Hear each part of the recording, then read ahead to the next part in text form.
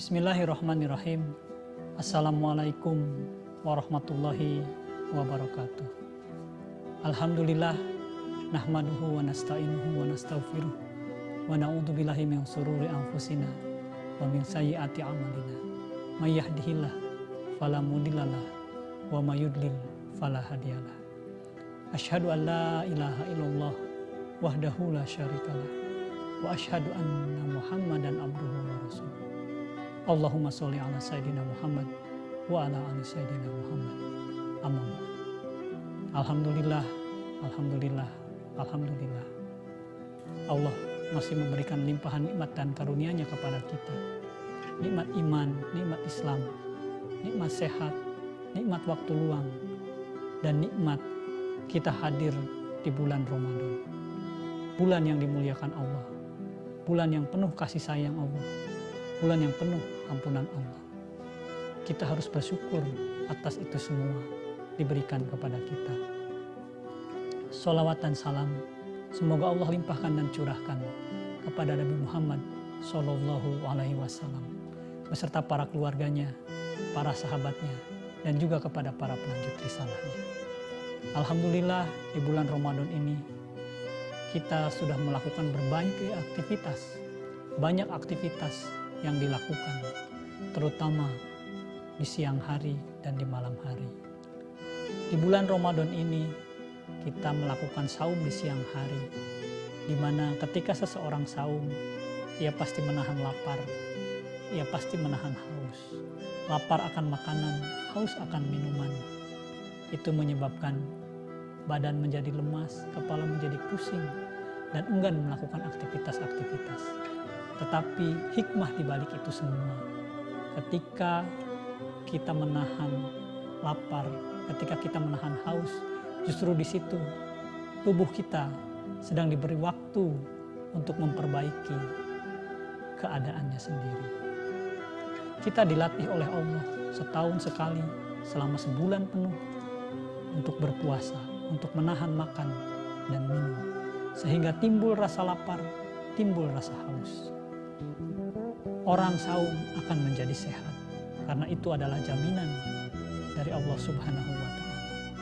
Ada makna lain di balik lapar dan di balik haus, yaitu makna di mana kita lapar akan kebaikan, haus akan kebenaran. Lapar membaca Al-Quran, membaca kitab-kitab yang dapat menyelamatkan kita hidup di dunia dan akhirat. Haus di mana kita haus berbuat baik, haus untuk mendapatkan pahalanya dari Allah. Kalaulah kita tahu betapa sulitnya kehidupan di akhirat nanti untuk mengumpulkan amal-amal kebaikan kita, karena tidak ada yang dapat menolong kita selain amal kita masing-masing. Oleh karena itu, di bulan Ramadan ini, mari dengan perasaan lapar, dengan perasaan haus, kita tahan untuk kemudian kita berbuka ketika maghrib datang. Ada dua perasaan bahagia bagi seorang mukmin, yaitu tatkala ketika dia berbuka di sore hari dan ketika bertemu dengan Allah. Dua nikmat yang dijanjikan oleh Allah untuk orang-orang yang saum. Ramadan dan saum akan menjadi syafaat bagi kita, bagi orang yang melaksanakan saumnya. Senantiasa lapar, senantiasa haus, mungkin bisa kita aplikasikan, kita praktekkan di luar bulan Ramadan. Lapar akan beramal soleh, lapar akan membaca Al-Quran, lapar akan tahajud, haus akan menuntut ilmu, haus untuk berbagi dengan sesama. Ramadan menyebabkan kita mudah tersentuh dengan penderitaan orang lain, karena dirinya bisa merasakan bagaimana lapar, bagaimana haus. Ini bisa kita pupuk, ini bisa kita tumbuh dan kembangkan untuk kita bawa di bulan-bulan yang lain. Senantiasa lapar, senantiasa haus untuk beramal kebaikan, untuk mengumpulkan bekal sebanyak-banyaknya. Mungkin kalau kita tahu bagaimana kehidupan di akhirat nanti, tentu kita tidak akan pernah merasa puas, kita tidak pernah merasa cukup, dan kita menjadi pribadi yang haus, menjadi pribadi yang lapar, Setiap kebaikan kita lakukan.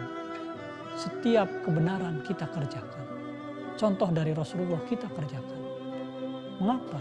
Karena kita memiliki sifat lapar, sifat haus.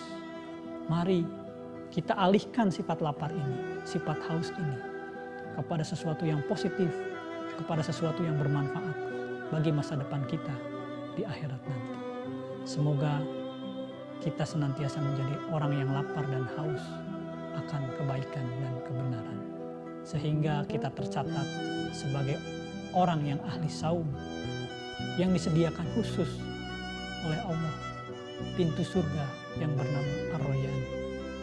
Ketika pintu itu dibuka, maka malaikat memanggil, siapa yang ahli saum, siapa yang menantiasa lapar dan haus, maka dipersilahkan masuk ke dalamnya.